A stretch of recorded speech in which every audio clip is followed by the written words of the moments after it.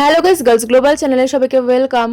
BTS এর গল্প শুধু গান, অ্যালবাম বা স্টেজ পারফরমেন্স নয়, তাদের যাত্রার মধ্যে লুকিয়ে আছে অসংখ্য ছোট ছোট ঘটনা, সিদ্ধান্ত আর সংগ্রামের গল্প।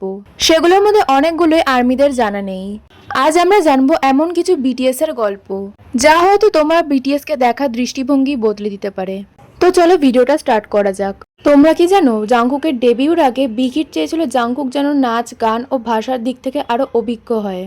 তাই তাকে যুক্তরাষ্ট্রে লস অ্যাঞ্জেলেসে পাঠানো হয় প্রশিক্ষণের জন্য। সেই সময় জাংকুক অনেক ছোট ছিল আর প্রথমবারের জন্য নিজের দেশ ছেড়ে সে অন্য দেশে যাচ্ছিল। আরএমও জাংকুকের সাথে ছিল এবং আরএম জাংকুকের বড় দাদার মতন খেয়াল রাখতো।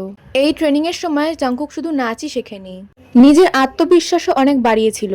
পরে বিটিএস এর পারফরমেন্সে সে পাওয়ারফুল স্টেজ প্রেজেন্স দেয়। অনেক ফ্যান্স মনে করে সেই সময়ের অভিজ্ঞতা তার ভিত্তি তৈরি করতে সাহায্য করেছিল। তো এরপর বলছি সেকেন্ড ঘটনাটা, যেটা হচ্ছে সুগাকে নিয়ে। ডেবিউর আগে সুগা একজন মিউজিক প্রডিউসার হওয়ার স্বপ্ন দেখতো, কিন্তু তখন ভালো স্টুডিওতে কাজ করার মতো তার কাছে সুযোগ বা টাকা কোনোটাই ছিল না। তাই সুগা একটি রেকর্ডিং স্টুডিওতে ছোটখাটো একটা কাজ করত, যেমন স্টুডিও গুছিয়ে রাখা, যন্ত্রপাতি সরানো, পরিষ্কার পরিচ্ছন্নতা ইত্যাদি। এর বিনিময়ে সুগা স্টুডিওর যন্ত্রপাতি ব্যবহার করার সুযোগ পেত এবং সে রাত জেগে নিজের গান তৈরি করত।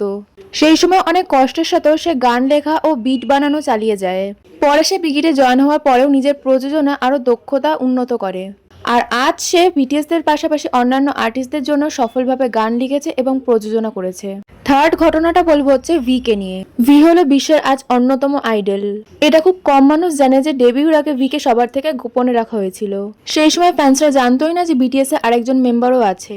ডেবিউ ঠিক আগেই ভিকে আনুষ্ঠানিকভাবে পরিচয় করিয়ে দেওয়া হয়। আর সেই হিডেন মেম্বারই আজ বিশ্বের কোটি কোটি মানুষের প্রিয় কিম তেইয়ং। ফোর্থে বলবো জিমিনকে নিয়ে একটি ঘটনা।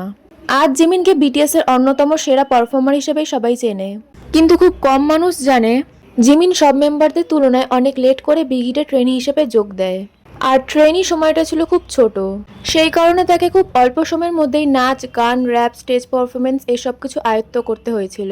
জিমিন নিজেও অনেকবার বলেছে যে সেই সময়টা অনেক কঠিন ছিল এবং সে নিজেকে প্রমাণ করার জন্য অনেক পরিশ্রম করেছিল। সেই পরিশ্রমের জন্যই সে বিটিএস এর লাইন আপে জায়গা করে নেয় এবং বর্তমানে বিশ্বের অন্যতম সেরা পারফর্মার হয়ে ওঠে। তো গাইস, আজকে ভিডিওটা এ পর্যন্তই। ভালো লাগলে একটি লাইক এবং চ্যানেলটি সাবস্ক্রাইব করে দিও। আর তোমরা কি ঘটনাগুলো আগে কখনো শুনেছো?